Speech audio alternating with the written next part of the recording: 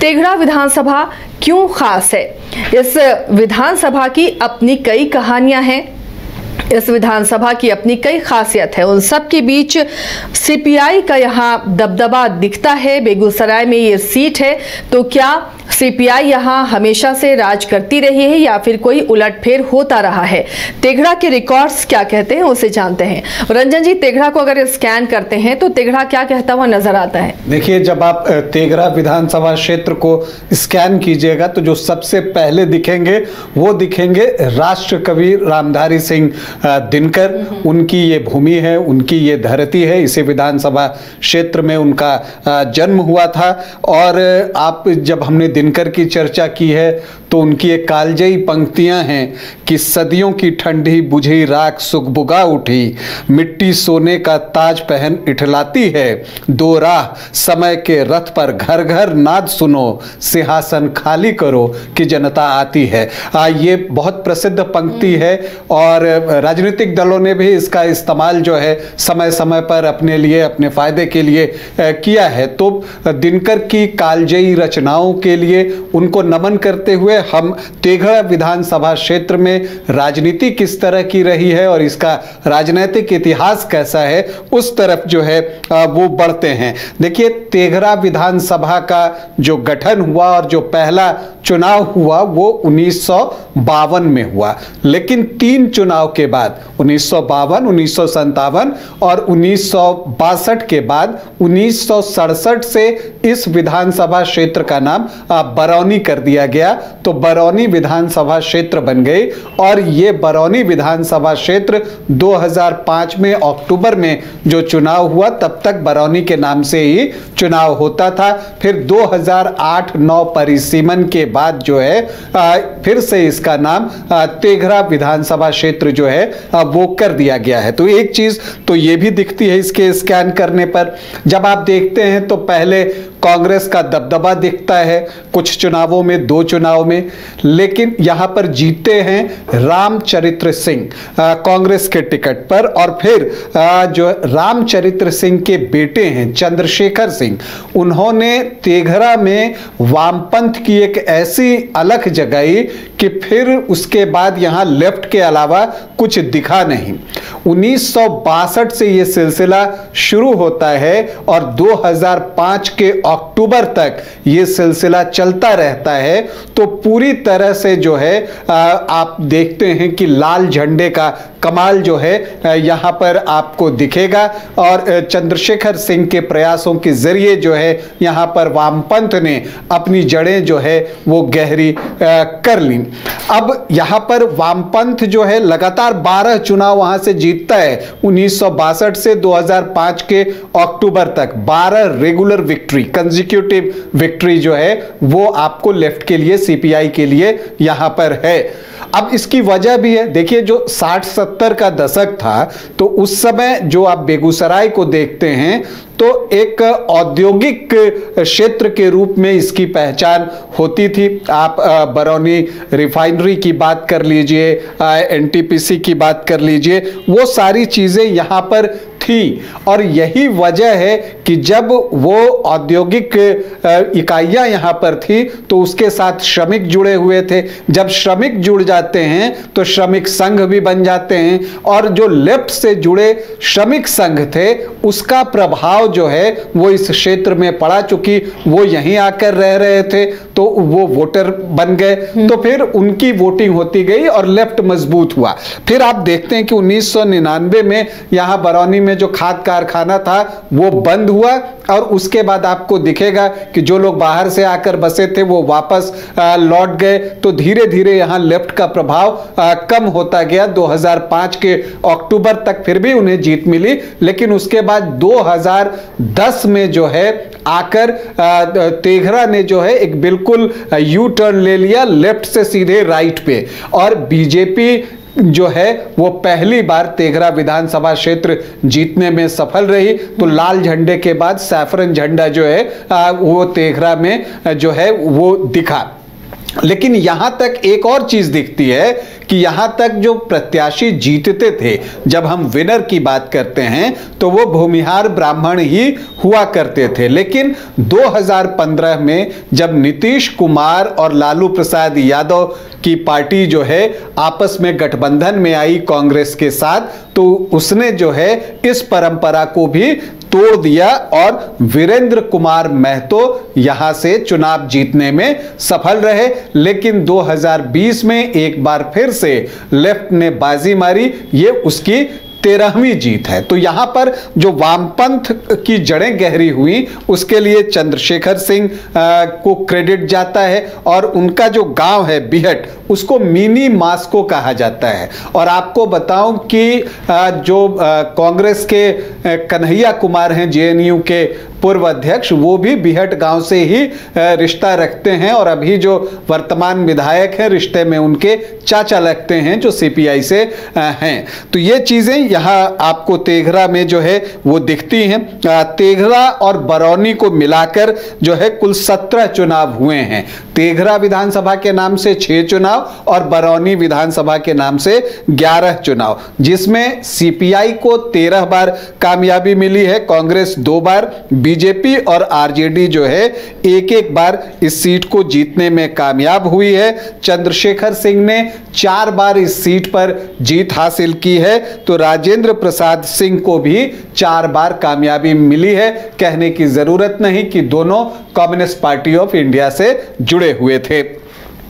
अब हम यहां के आखिरी 3 चुनावों की बात करते हैं कि क्या कुछ यहां पर हुआ। तो एक चीज तो दिखता है, चूंकि लेफ्ट का प्रभाव था, कांग्रेस एक समय यहां पर एक पार्टी होती थी, सोशलिस्ट पार्टियां थी, जब कांग्रेस का एग्जिट होता है तो बीजेपी उस जगह पर जो है आ जाती है। तो यहां पर ज्यादातर जो है ट्रायंगुलर या मल्टी कॉर्नर फाइट ही आपको देखने को मिलता है। 2010 की हम बात करें तो उस समय राम रतन सिंह जो हैं वो आपको यहां पर चुनावी मैदान में उतरे थे, और यहां पर कांग्रेस प्रत्याशी जमशेद अशरफ थे, एलजेपी ने यहां प्रत्याशी दिया था प्रदीप राय को, और बीजेपी की तरफ से उतरे थे ललन कुंवर। ये वो साल था जब तेघरा में पहली बार कमल खिला था। ललन कंवर को आए 38,694 वोट, मतलब कि 31.38% वोट। और आप जो राम रतन सिंह थे सीपीआई के, उनको आए 32,848 वोट, 26.64% वोट, वो दूसरे स्थान पर रहे। कांग्रेस के जमशेद अशरफ 21,581 वोट, 17.5% वोट के साथ तीसरे स्थान पर रहे, और प्रदीप राय 19,767 वोट, 16.03% वोट के साथ चौथे स्थान पर रहे। तो एक क्वाड्रिंगुलर चतुष्कोणीय मुकाबला हुआ था जिसमें ललन कुंवर ने 5,846 वोटों की जीत दर्ज की, और तेघरा में पहली बार जो है बीजेपी को जीत मिली। 2015 में परिस्थितियां बदल गई थी। उस समय आरजेडी जेडीयू कांग्रेस का गठबंधन था। गठबंधन में ये सीट आरजेडी को दी गई लड़ने के लिए, और इस बार सीपीआई से फिर राम रतन सिंह ही प्रत्याशी थे। तो बीजेपी ने अपने सिटिंग विधायक का टिकट काट दिया ललन कुंवर का, और राम लखन सिंह को चुनावी मैदान में उतारा। वो पूर्व में भी भाजपा के टिकट पर चुनाव लड़ चुके थे, 2000 में लड़े थे, 1989 में जहां तक मुझे याद है लोकसभा का चुनाव भी वो लड़े थे, लेकिन उसमें उनको जीत नहीं मिली थी। यहां पर भी उन्हें जीत नहीं मिली, हालांकि वोट मिले 53,364 वोट, मतलब कि 33.39% वोट, तो वो दूसरे स्थान पर रहे। पहले स्थान पर कौन रहे? यहां पर आरजेडी जेडीयू कांग्रेस का जो महागठबंधन बना था उसने जो है काम किया, और वीरेंद्र कुमार महतो 68,975 वोट लाने में कामयाब हुए, 43.16% वोट, जबकि सीपीआई के राम रतन सिंह को जो है 25,818 वोट आए, 16.15% वोट, वो तीसरे स्थान पर रहे। तो एक ट्रायंगुलर फाइट हुई जिसमें कि आरजेडी के वीरेंद्र कुमार महतो ने जीत हासिल की 15,600 311 वोटों से। वीरेंद्र कुमार महतो ने जो एक भूमिहार ब्राह्मण यहां पर विधायक बनते थे, उस परंपरा को भी जो है वो यहां पर तोड़ा। लेकिन 2020 में एक बार फिर से जो है राम रतन सिंह चुनावी मैदान में उतरे। इस समय महागठबंधन बन चुका था, बस उसका जो आप में उसमें जो सम्मिलित दल थे वो बदल गए थे। उससे जेडीयू निकलकर एनडीए फोल्डर में आ गया था और उस जगह पर लेफ्ट की पार्टियां जो है वो शामिल हो गई थी। और यहां पर राम रतन सिंह को 85,229 वोट मिले, मतलब कि 49.8% वोट। और जेडीयू ने जो है वो क्या किया कि जैसे ही ये सीट तय हुआ कि लेफ्ट को जा रहा है, तो वीरेंद्र कुमार महतो ने पाला बदल लिया था और वो जेडीयू में आ गए थे। तो सिटिंग विधायक थे, जेडीयू ने उनको टिकट दे दिया। 37,250 वोट लेकर आए वीरेंद्र कुमार महतो, 21.8%। लेकिन 2020 का एक और ट्रेंड था कि जहां जहां जेडीयू वहां वहां एलजेपी। तो एलजेपी ने जो है यहां से 2010 में जो बीजेपी से विधायक बने थे ललन कुंवर, उनको एलजेपी ने अपने टिकट पर चुनावी मैदान में उतारा और इसकी कीमत जो है वीरेंद्र कुमार महतो को चुकानी पड़ी। हालांकि आप दोनों को जोड़ भी दें तो उससे ज्यादा वोट राम रतन सिंह को आए थे। ललन कुंवर को 29,936 वोट आए, 17.5% वोट, और राम रतन सिंह को जीत मिली 47,979 वोटों से। तो एक बड़ी जीत, बड़े मार्जिन से उन्होंने जो है चुनाव जीता। अब इस बार क्या होगा 2025 में, इसे लेकर जो है बहुत चर्चा है, क्योंकि अब समीकरण बदलेंगे। पिछली बार जेडीयू और एलजेपी अलग अलग चुनाव लड़े थे। इस बार जो अब तक चीजें चल रही हैं उसके अनुसार अगर एनडीए इकट्ठा रहा तो एलजेपी, जेडीयू, बीजेपी सब एक ही फोल्डर में रहेंगे। तो यहां पर जो वोटों का बंटवारा पिछली बार हुआ था वो जो है इस बार नहीं होगा। तो समीकरण ये बदले हुए आपको दिखेंगे, और इसलिए भी क्योंकि इस बार लोकसभा के चुनाव में जो है यहां पर गिरिराज सिंह जो बीजेपी के प्रत्याशी थे उनको 12,298 वोटों की लीड मिली है और 51% वोट आए हैं उनको। तो इससे एनडीए की उम्मीदें बढ़ी हैं, लेकिन उम्मीदें बढ़ी तो दावेदार भी बढ़ गए हैं। और कहा यह जा रहा है कि बीजेपी चाहती है कि जेडीयू ये सीट छोड़ दे और उसे लड़ने के लिए दे दे, तो वो बेहतर तरीके से लड़ सकती है। देखिए बीजेपी की तरफ से जो कुछ संभावित प्रत्याशी हैं उसमें रजनीश सिंह हैं, इसके अलावा ललन कुंवर जो कि पिछला चुनाव एलजेपी के टिकट पर लड़े थे, और एक कृष्णनंदन सिंह की भी चर्चा होती है। जेडीयू की अगर हम बात करें तो वीरेंद्र कुमार महतो तो हैं ही, एक भूमिपाल राय का भी नाम आ रहा है।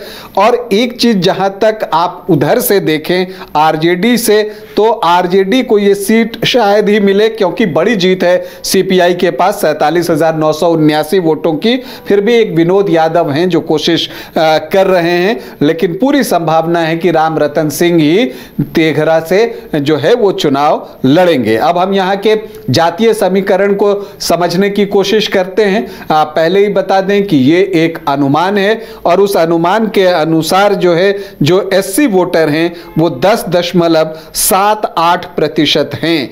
यादव वोटर्स की अगर बात कीजिए तो 8 से 9% के आसपास हैं। जो मुस्लिम वोटर्स हैं वो 13.3% हैं। तो अगर आप देखें तो जो एमवाई का इक्वेशन बनता है वो 23-24% वोटों के आसपास बनता है। राजपूत वोटर्स की संख्या यहां बहुत कम है, 1% से भी कम ही होगा, लेकिन यहां पर भूमिहार वोटर्स बहुत अच्छी संख्या में हैं, 23 से 24% के आसपास, जबकि ब्राह्मण भी 4-4.5% के आसपास हैं। तो ये जो आंकड़ा है वो 28-29% के आसपास जो है वो पहुंच जाता है।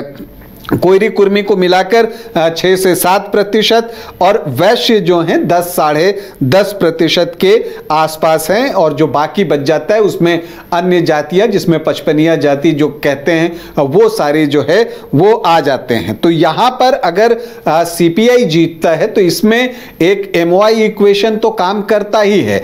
कैंडिडेट भूमिहार होते हैं तो जो भूमिहार वोट होते हैं उसमें भी वो अपना हिस्सा बड़े पैमाने पर निकाल लेते हैं, और प्लस चूंकि बेगूसराय का पूरा इलाका आप देखिए तो पहले लेफ्ट का गढ़ था, और लेफ्ट के जो कैडर हैं वो वहां पर मिलते हैं, कैडर वोटर भी हैं उनके, तो वो जब सब मिलकर वोट करते हैं तो सीपीआई यहां पर जो है हमेशा मुख्य मुकाबले में आपको दिखती है। तो इस बार भी तेघरा में जो है वो एक दिलचस्प चुनाव होना है। ये भी देखना है कि जनसुराज किसे प्रत्याशी जो है वो बनाता है। बहुत सारे लोग जनसुराज से भी कोशिश कर रहे हैं, और ये भी देखना होगा कि जनसुराज का प्रत्याशी किसका खेल बनाता है, किसका खेल बिगाड़ता है। तो तेघरा में जो है मुकाबला बहुत कड़ा होने वाला है।